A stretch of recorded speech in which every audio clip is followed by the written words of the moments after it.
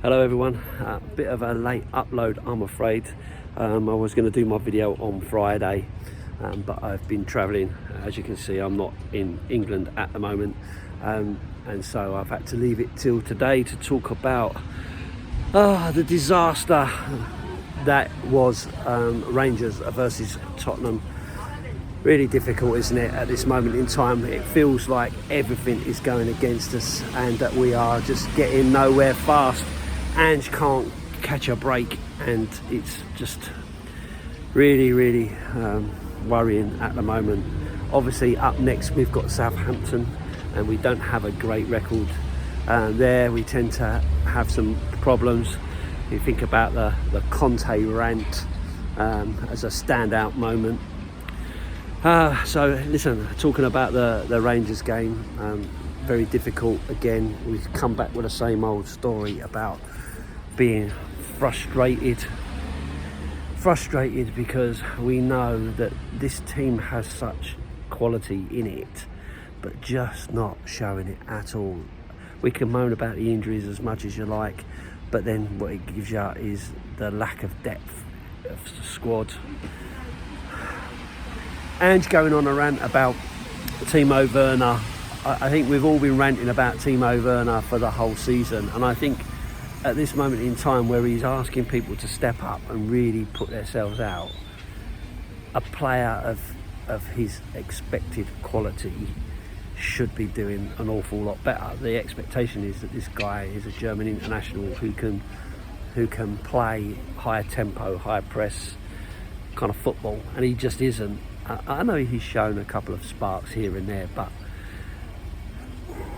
nowhere near the quality of what we would expect as football fans, for sure. And we've all been moaning about it, so it's no surprise that Ange just finally cracked and had to say something, pulling him off at half time for a change with Kulusevski, who remains one of our best players, to be honest with you. He makes everything happen, and it is a key man. I've got to say, like, for me, just watching the game, I was just really disappointed. The players like Bissouma again, I thought was poor. Stupid diving in tackles. I mean, was he not learnt from the weekend? Udogie, who's a shadow of the player we saw at the start of the season, last season, up until his injury, I thought he was fantastic, best left back in the league, and yet now he's just not that same player, making mistakes, getting out of position. It's just really difficult to see where it goes from him, and I've been calling out that we need some competition for him to be able to rotate him for sure. Again, I'm going to call it out, I've got to say it. Maddison, he's like the invisible man at the moment. He just doesn't seem to be able to put anything together. Son, again, the ball just won't stick to him, so our passing was sloppy. We were expecting to take more touches than we were being given. Rangers weren't going to give us anything on the day because they're playing with passion, they're playing to win, and they know how to get at us. If you don't give us time on the ball and you put a lot of pressure on us, then it's going to be difficult for us to play our football, and this is the problem, and it's all the way through. I thought, a bright spark in it. I thought Archie Gray did well under difficult circumstances, playing in another position that's not his position, but he did his job. He worked hard at it. Dragusin, he does worry me a little bit. I think he's solid, but he does have a tendency to be a bit hands-on and a bit forceful. And you won't always get away with them. So there's a couple of occasions in that game where I was gritting my teeth and hoping that wasn't going to be given as a penalty or whatever. Who else was there that was any good? Bergvall, I thought, did a fair job coming on. He was less kind of safe passing and more kind of forward thinking. I liked that about him. I thought, he grew into the game a little bit and kind of provided some good moments. But of course, Kulusevski is a man. The other one as well, you've got to call it out. I'm sorry, but We desperately need some backup for him for sure, because Son is not a striker, absolutely not a striker. But Dom Solanke, again, I thought he's worked really, really hard off the ball. Really try to link things together, pull things up and get things going. And of course, you know, he led to Kulusevski's equaliser, which, to be fair, we probably didn't deserve out of it. But listen, it's another point. It's another step forward. Top 8 go through. The next 8 have to play a playoff. So 16 teams are going to go through. So we've got Elfsborg to come. We've got Hoffenheim to come. So Elfsborg at home. You've got to hope that you can get 3 points in that one. Hoffenheim away again. It's not going to be easy, because it just never seems to be for us. But it's definite work to do come January for sure. I just don't know